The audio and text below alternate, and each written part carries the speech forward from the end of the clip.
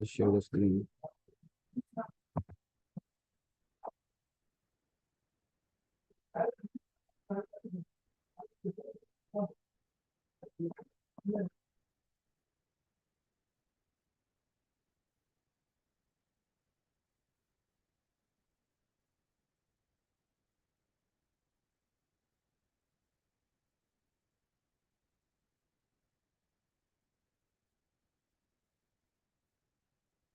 शुभा शुभा फले रेवम मोक्षसे कर्म बंधनैः संन्यासो योगयुक्तात्मा विमुक्तो मापुपश्यसि. Yesterday we read this, so I'll explain it this. In this way, you will be free from bondage to work and its auspicious and inauspicious results.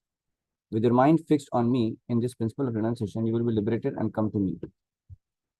One who acts in Krishna consciousness under superior direction is called Yukta Vairagya. So, one of the very important principles in Bhakti Yoga is that one should act under the guidance of superiors. The Yukta means to connect. There is Yukta. Yukta asasya paraha. Basically, Yukta means when somebody is connecting to the Supreme Lord. So how the connection happens? Connection happens through the medium of bona fide spiritual mastery. That's the authentic way to connect. Such that Goswami says, Anasaktasya Vishyan Yatharam Upayamjata Nirbandha Krishna Sambandhe Yuktam Vairagyam Uchyate. It's a very famous verse. Goswami says that as long as we are in this material world, we have to act. We cannot see the acting. Therefore, if actions are performed, the fruits are given to Krishna, and that is called Yukta Vairagya. So many impersonalists, voidists, they try to deny the activity itself, but that is not what is the teachings of Bhagavad Gita. Activities we cannot stop because mind is active, body cannot be, senses cannot be inactive. So by nature, soul is active. So the soul, when it's there in the body, then mind and senses, intelligence also becomes active. Nobody can stop thinking, feeling, willing. But one has to have thinking, feeling, willing, and actions, endeavors, all based on the guidance of Krishna and Guru. Actions are performed, the fruits are given to Krishna, and that is called Yukta Vairagya. So that is real Vairagya. Vairagya means to be detached, once we understand it. But actually, the Vairagya means to be detached from that ownership, that anything belongs to me. One has to become Nirmama. Nirmama means nothing belongs to me, everything belongs to Krishna. So when that is the spirit, then it is Yukta Vairagya. So he says, actually, situated renunciation's activities clear the mirror of the mind. And as the actor gradually makes progress in his spiritual realization, he becomes completely surrendered to the Supreme Personality of Godhead. So when we act like that, it means we don't want to enjoy the fruits of our labor, and we are offering everything to Krishna, as previous verse describes. So the person will actually make progress in his spiritual realization. He'll get more and more spiritual realization, and he will become eventually completely surrendered to the Supreme Lord. So it helps one to come to the platform of pure devotional service, actually.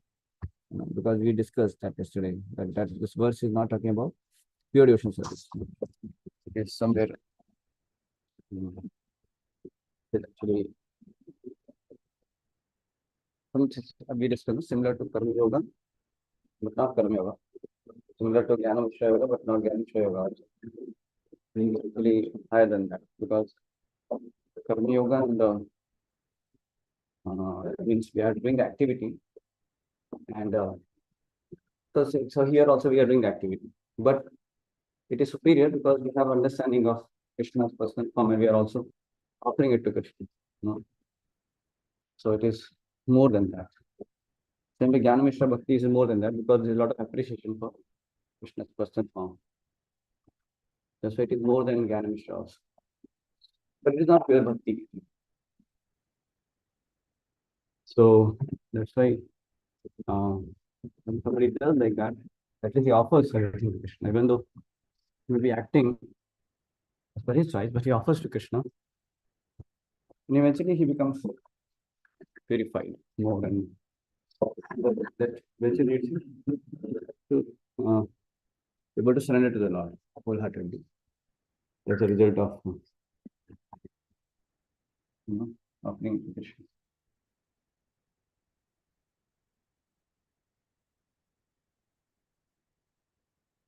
So that's what this verse says.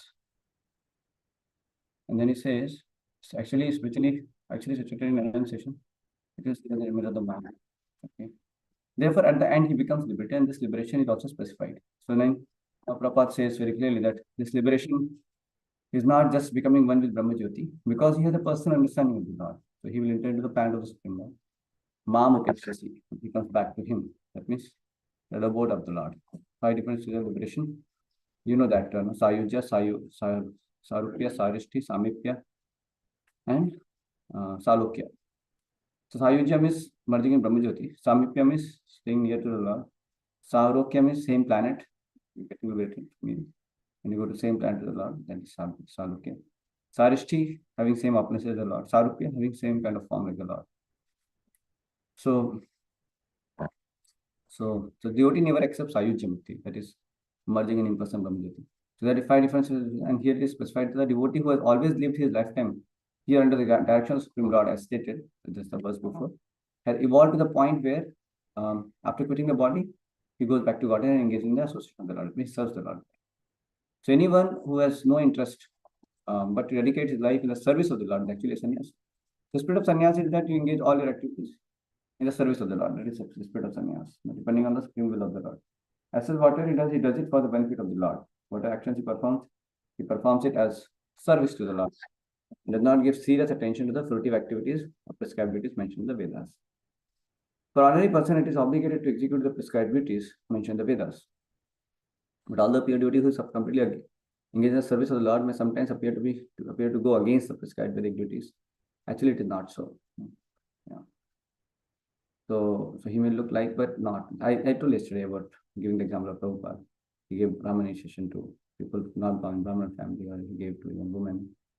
And Prabhupada made the temples, which is simply apartments, not as per the Vedic injunctions. So, but pure devotee understand the purpose of the Lord, purpose of the Veda. Then he has that authority. Acharyas have the authority to adjust without diluting the principles. So the exact person Tara Vakya begin of, because many people are criticizing Prabhupada is also writing here. See how people cannot understand the activities of a Vaishnava actually. The person who is serving and service the Lord is always thinking on and planning how to serve the Lord. So we consider it completely liberated at present.